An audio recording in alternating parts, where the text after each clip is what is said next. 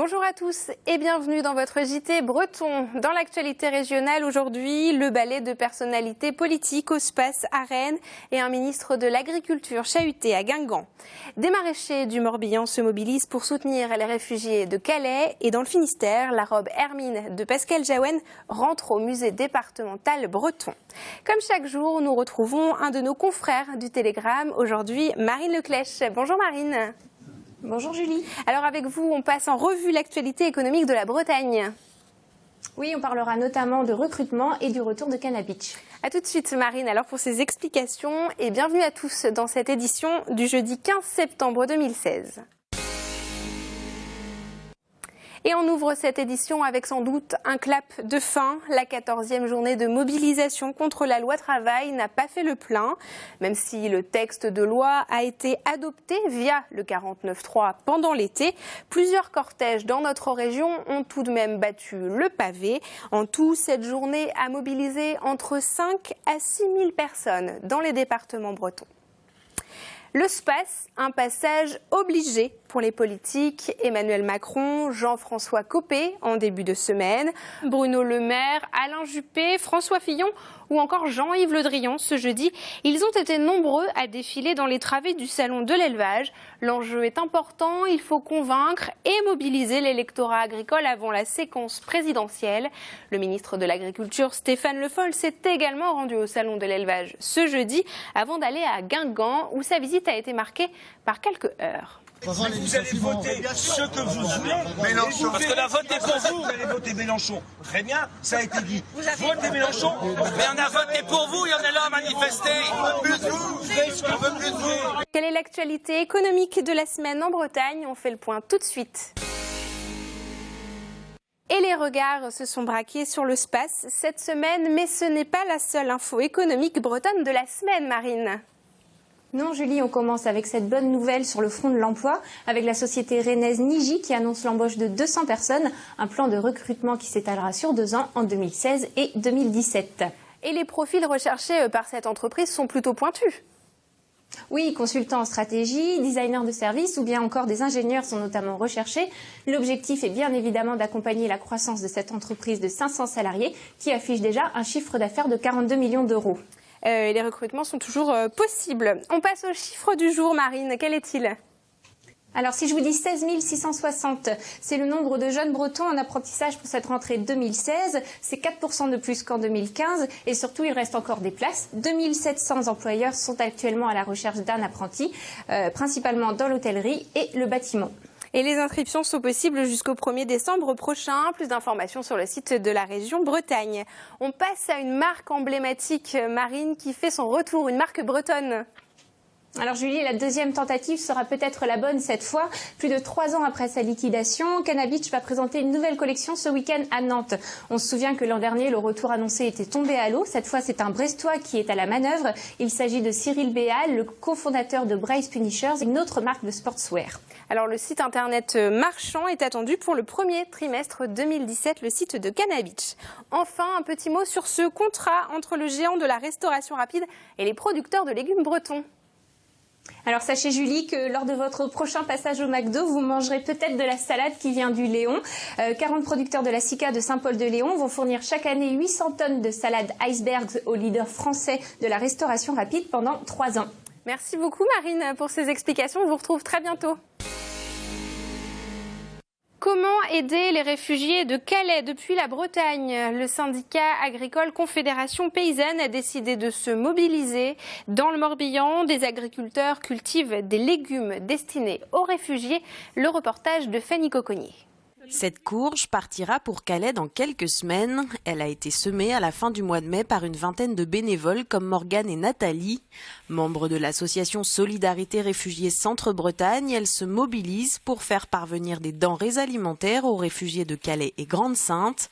Selon les estimations des associations, 10 000 personnes sont installées dans ces camps. 97% des dons sont faits par des bénévoles comme nous. Il y a un manque de denrées alimentaires.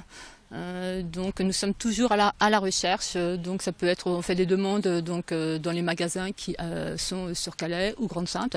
Mais il n'y a pas assez de dons et donc c'est pour ça qu'on le fait aussi loin de Calais. Pour réaliser ces cultures, la Confédération paysanne a été sollicitée. Aujourd'hui, dans le Morbihan, 3 agriculteurs participent. Parmi eux, Marie-Ève Taillecourt, productrice de lait bio à Lacroix-et-Léan et habituée des voyages. Elle met à disposition de l'association ce champ. C'est vraiment pouvoir mettre un petit peu notre ferme, nos terres, de mettre tout ça à disposition pour les migrants, pour aider un peu, quoi. Faire de la nourriture, faire des légumes pour ces gens qui nous auraient sûrement très bien accueillis quand on est en voyage. Et ben c'est un fort symbole pour nous, quoi. C'est logique, c'est le juste retour des choses. Le 27 septembre, un camion doit sillonner les fermes bretonnes solidaires pour charger les légumes cultivés. Près d'1 tonne de haricots, oignons et courges morbihanaises devraient alors être acheminés aux réfugiés. Du sport à présent, Plumelec dans le Morbihan accueille depuis ce mercredi le championnat d'Europe de cyclisme. Les organisateurs ont eu 1 mois pour se préparer à accueillir les 900 coureurs. Explication avec le journaliste sportif Philippe Priseur. David Lapartien, donc le président de la Fédération française de cyclisme, qui est également président de l'Union européenne de cyclisme, est morbihanais, donc forcément il a des relations privilégiées avec les gens de Plumelec. Donc quand Nice s'est désisté, il a tout de suite appelé le maire de Plumelec. Comme Plumelec a énormément de savoir-faire en la matière, ça a pu se concrétiser assez rapidement. On va avoir 7 coureurs bretons au départ sur ces championnats d'Europe. On aura un coureur professionnel, c'est Cyril Gauthier de l'équipage G2R La Mondiale. On aura 2 espoirs, donc Valentin Madouas, le Finistérien qui a de la famille dans le Morbihan, David Godu, le récent vainqueur du Tour de l'Avenir. On aura également donc 3 filles chez les élites, c'est Audrey Cordon-Rago, Aude Bianic et Edwige Pitel. Et on aura une petite jeune, c'est chez les juniors filles, c'est Noémie Abgral de l'Andivisio.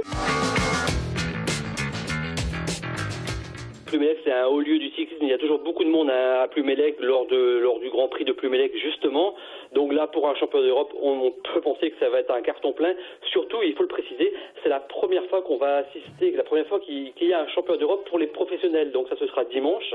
Donc là, ce sera vraiment une grande première avec des stars au départ, puisque Peter Sagan, par exemple, le champion du monde, sera au départ, ainsi que Julien Alaphilippe, de Tony Galopin. Enfin voilà, on va avoir vraiment un super plateau à Plumelec. Donc il y aura sûrement beaucoup de monde au départ. Une hermine scintillante va maintenant rentrer dans l'histoire de la Bretagne. La robe du brodeur Pascal Jaouen va rejoindre ce week-end les collections du musée départemental breton à Quimper. Retour sur ce chef-d'œuvre avec son créateur. Les 45 pièces de la collection Gwenadu de Pascal Jaouen avaient leur trésor. Une hermine à nul autre pareil. On l'a traitée en blanche, avec des fils d'argent, avec des strass, avec des paillettes, sur un tissu qui est un satin de soie noir. On sait que le noir et le blanc, c'est des couleurs chics. Ce week-end, l'hermine va rentrer dans les collections du musée départemental breton à Quimper. Pascal Jaouen en a fait l'étendard de son amour pour la Bretagne, alors impossible pour lui de voir cette robe être enfermée dans un carton.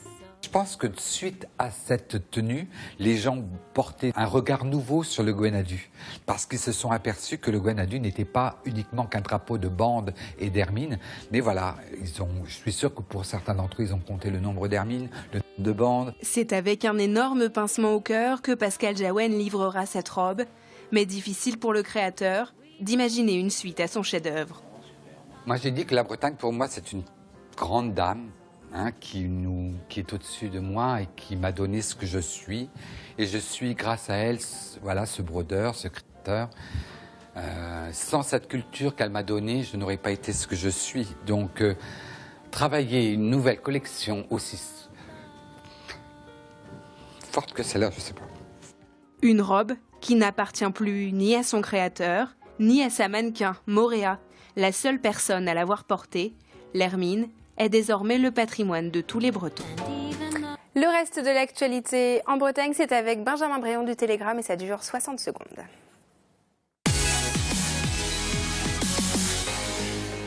Jean-François Copé était mercredi en visite à la criée du Guilvinec au milieu des Saint-Pierre et des Langoustines. Ça a dû le changer des requins de la politique. Une délégation japonaise était mercredi à Rennes à l'invitation de Bretagne Commerce International pour se pencher sur le modèle breton de drive, les courses sans magasin. Ne reculant devant aucun cliché, l'exemple trouvé était une baguette. Bientôt, le béret et le vin rouge.